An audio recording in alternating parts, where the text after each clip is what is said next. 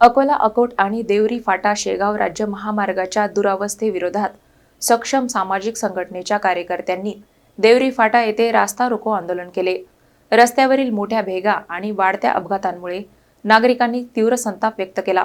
अकोला अकोट मार्गाच्या दुरावस्थेविरोधात सक्षम सामाजिक संघटनेच्या कार्यकर्त्यांनी देवरी फाटा येथे रास्ता रोको आंदोलन छेडले।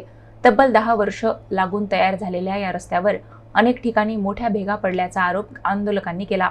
काही ठिकाणी या भेगा इतक्या मोठ्या आहेत की त्यामध्ये दुचाकीचे चाक सहज अडकू शकते।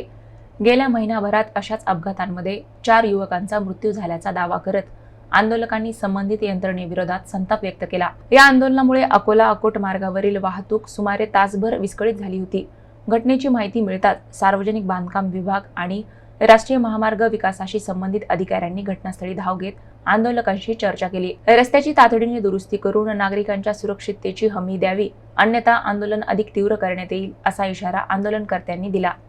आमची प्रमुख मागणी अशी आहे की त्वरित अकोट अकोला आणि शेगाव रस्ता हा चांगल्यारीत्या दुरुस्त झाला पाहिजे।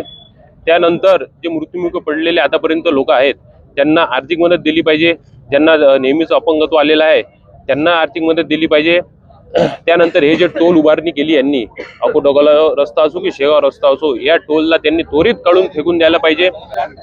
या सगळ्या रस्त्यामध्ये रस्ता करताना जे अधिकारी भ्रष्ट आहेत त्यांना त्वरित त्यांच्यावर मनुष्यवधाचा गुन्हा दाखल झाला पाहिजे आणि त्यांच्यावर कारवाई झाली पाहिजे। आणि आता पुढे श्रावण मास येणार आहे आणि भाविक भक्तांचा खूप हे राहतो, त्यांची यांनी व्यवस्थित व्यवस्था केली पाहिजे आणि तात्पुरता न करता परमनंट यांनी या रस्त्याचा काहीतरी चांगला इलाज करून द्यायला पाहिजे अशी आमची मागणी आहे राष्ट्रीय महामार्ग विभागाला।